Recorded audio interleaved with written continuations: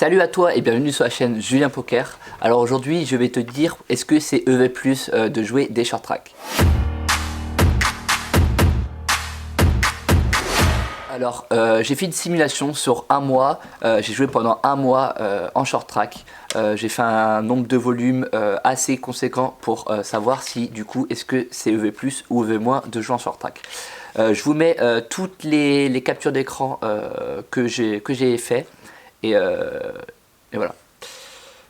Alors les trois critères importants pour jouer en short track, c'est bien connaître les ranges de push or fold, bien être calé là-dessus. Il y a des ranges disponibles en 5 max, 3 max, 4 max, parce qu'on ne sait jamais en short track on est combien. C'est 5 max à table, mais on peut être 2, on peut être en heads up, on peut être à 3, on peut être à 4.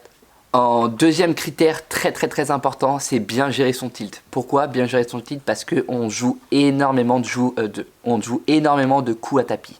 Je m'explique.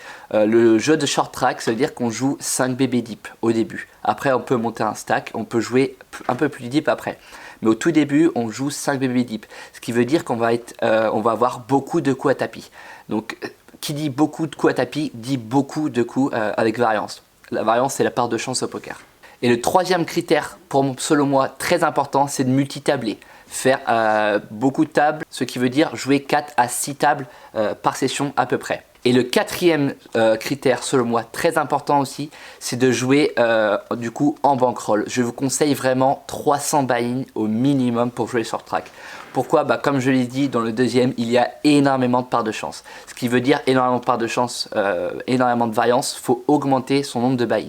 Donc pour en revenir au tout début de la vidéo, j'ai fait du coup un mois de short track avec un nombre de mains assez conséquent. Je vous mettrai les screens à l'écran. Et j'ai été gagnant sur cette petit mois, on va dire. Après, il faudra que je fasse le test à peu près sur 6 mois, 1 an pour vraiment voir si on peut être gagnant.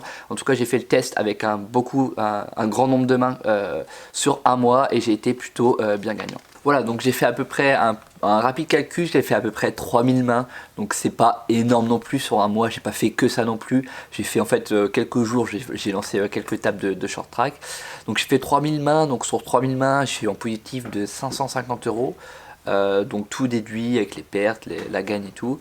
Donc 550 € sur 3000 mains, donc on va pas se le cacher, j'ai quand même bien run. J'aurais pu faire 100, j'aurais pu faire 50, j'aurais pu être even, j'aurais pu faire moins de 100. Voilà. Donc je vous laisse tester chez vous, même en petite limite. Et même moi, je pense que je vais peut-être tester ce challenge-là, de faire 6 mois. Mois par mois en fait, je vais me laisser, je sais pas, peut-être 15 000 mains par mois. Et faire ça sur 6 mois et pour voir faire le bilan après, pour voir si vraiment c'est un mode où on peut gagner sur long terme. Donc là j'ai testé un mois, ça s'est plutôt bien passé pour ma part. Donc voilà. Donc beaucoup de personnes me posent du coup la question, est-ce qu'on peut vraiment être gagnant? Est-ce que c'est vraiment un jeu, ce mode de jeu là gagnant au poker?